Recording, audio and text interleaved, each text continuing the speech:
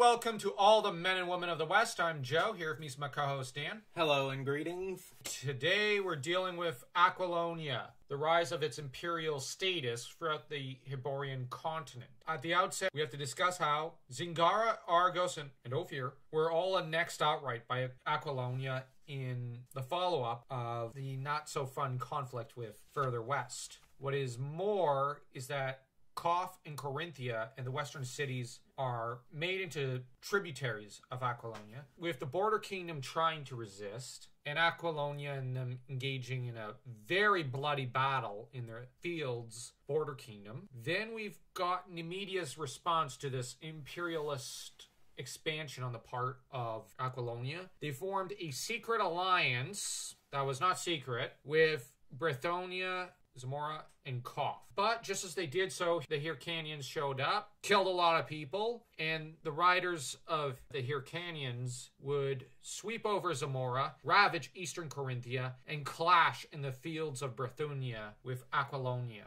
This broke the back of the alliance, and Nemedia never regained its prior status for this part of the era, which is a shame because Nemedia was trying to help kind of everyone, but their public reputation was smashed, and everyone regarded them as weaklings who couldn't back it up, and their alliance was generally just torn to shreds because you have Aquilonia, which moved east, Hyrcanians moved west, and it's rather convenient for Aquilonia. The Aquilonian armies, we have to first get into the fact that they're composed of Zingarans, Picts, and Shemites, mercenaries, as well as Aquilonians. They ended up pushing back the Hyrcanians from the Zamoran borders 3 times, and from the land of Shem. The problem is, every territory Aquilonia, quote-unquote, defended, they proceeded to plant their armies into and basically say, we're here to stay. Take that as you will. Are they really defending, though? Yes, they are. They're not. They're defending their interests. Yeah, which begs the question, who are more merciful, the Aquilonians or the Hyrcanians?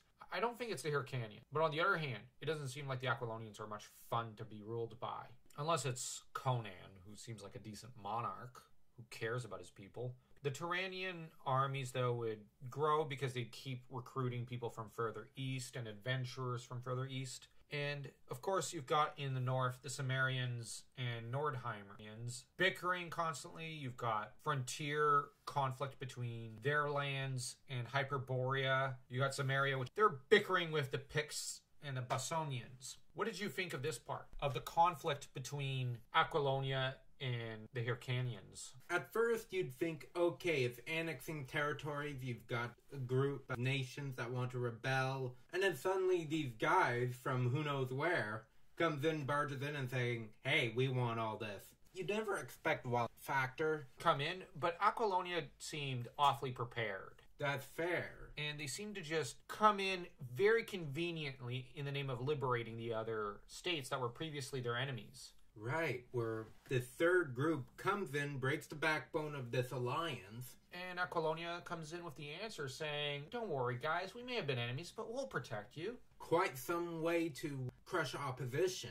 I think that the Aquilonian emperor invited the Hyrcanians, but he lost control. You know, you invite them in because it could be a very bloody thing to take over Nemedia and her allies, because it's a strong alliance. They come in, you promise them whatever they want, but you never deliver. You push them out. But the problem is, I think the emperors forgot, oh, right, once we push the Hyrcanians out of Hyperborea, the genie's out of the bottle. They could keep trying to push further in. They could keep pushing back and going, well, you know what? This is the kind of era where Aquilonia and her tributary and direct subjects probably should build something like the Hadrianic Wall or the Great Wall of China, because, you know, you don't have terrain advantage here to an extent. It seems like the Hyrcanians almost have open fields they could just cross into these lands, and they're just barging in when they please. Yes, they're admittedly doing it in large armies, but you gotta defend yourself. You gotta even the playing field, or uneven it out. But it seems like Aquilonia's emperor probably thought, this is going to save me resources from taking them down. But now he's got to actually keep them. So it's really an imperialist mission here. The trouble is, once they have it, they know what they're going to do with it. And I think they are very competent at dealing with it. The problem is, what they're incompetent at is foreseeing down the road, okay, I created an emergency during which they'll need me. But the problem is, it's, Okay, well, Hyrcanians, why won't you go away? Well, we like what you've got over there. We want it too. Got also the Aquilonians, which are neglecting their western and northern borders. In the meantime, I mean, it's just a couple of thugs and teenage boys just occasionally raiding the borders. They don't secure their western and northern borders before heading east. That is not wise. That is foolish. Honestly, it seems as though, if my theory is correct, it could be headcanon if you want it, you've got a lot of folly happening and you've got a lot of lack of foresight. Now, on the other hand, reading it another way, if Aquilonia was not involved in inviting the Hyrcanians over, it was very convenient for them for taking care of their enemies. Once they heroically came in, they didn't come in with a very good plan, and they neglected their western and northern borders nonetheless. This conflict soon becomes, to my mind, it seems like, it's intergenerational. The trouble with that is, you need to either push further east against these Hyrcanians, and got these guys that are coming in and pushing at your borders, you need to either expand in that direction, or if you can't, kind of wall yourself up and say, let's keep them out and build up signal fires. Let's have organization here, military organization. But it doesn't seem like Aquilonia has done that. And I do think maybe to an extent Numidia resisted such efforts because, well, that would put them under the direct thrall of Aquilonia.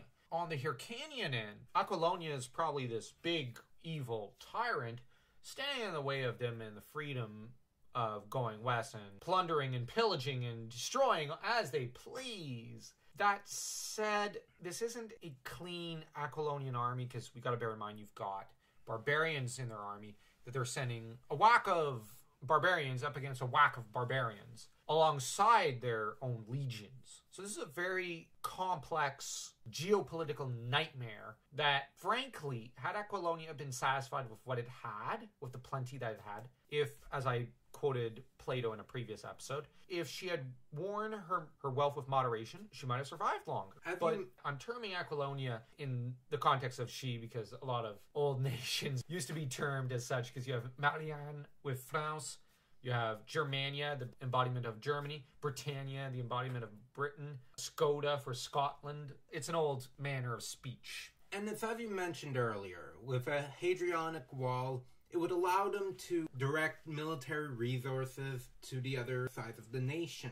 They needed to either build it in the east or build it in the west to keep the Picts out. It seems like they neglected their borders on every front, and it's just mind-boggling. Now, you've not started reading the Conan stories, but once you do, you're going to see how neglectful a lot of these leaders are of almost even palace walls. Some of these rulers are rather like a lot of the ancient emperors and rulers of Rome and Han China and whatnot, or some of the later Tang emperors.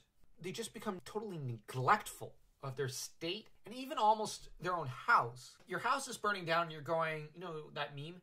It's fine. No, it requires constant work. And that's the problem. These monarchs are not putting in the work into their empires. And I think that because it's intergenerational and it's not reaching the immediate vicinity of the capital, the Aquilonian emperors start to neglect the outer fringes of the empire and go, well, it's fine. So what if a few Picts, a few Cimmerians, or even a few Hyrcanians raid the port? Whoop-de-doo. Now, the problem with Aquilonia is the Hyrcanians have mounted 3 big, noteworthy invasions, and they've ravaged a huge chunk of Zamora, which is occupied territory. The trouble for Aquilonia is they should retaliate and try pushing east a little, up to at least a river or set of mountains, so that you have that cutoff point, but they're not doing that. So it's just back and forth fighting. Aquilonia needs to either go on offense or solidify her defense. And she's on defense, but she's not doing anything about her defense. The Hyrcanians, as semi-disorganized tribes, believe they're supposed to be based to an extent off the Mongols. They are organized, but not in the way we'd understand today. So that means they're incredibly hard to fight.